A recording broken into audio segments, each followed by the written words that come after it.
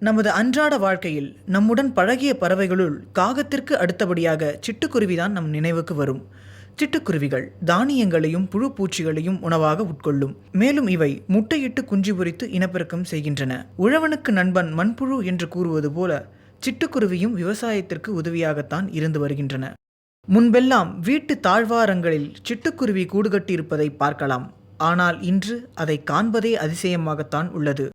நகரமயமாதலும் நவீனமயமான அறிவியல் தொழில்நுட்பங்களாலும் விண்ணை முட்டும் அளவுக்கு வளர்ந்து நிற்கும் செல்போன் டவர்களாலும் இன்று சிட்டுக்குருவி இனங்கள் அழிந்து வரும் அவலநிலை உண்டாகி வருகிறது.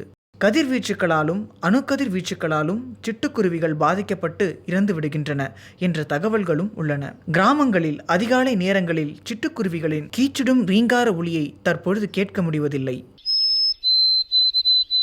இயற்கை என்பதே அமைதிதான். மனிதனின் அதிநவீன வளர்ச்சியால் இயற்கை பாதிக்கும் பொழுது அது மனித இனத்திற்கும் உயிரினங்களுக்கும் பாதிப்பு ஏற்படுத்துகிறது. இன்று இந்த சிட்டுக்குருவி இனங்களை பாதுகாக்க பல சமூக ஆர்வலர்களும் தொண்டு நிறுவனங்களும் நடவடிக்கைகளை எடுத்து வருகின்றன. இதேபோல் நாம் இயற்கை படைப்பான இந்த அரிய சிட்டுக்குருவி பறவை இனத்தை பாதுகாப்போமாக.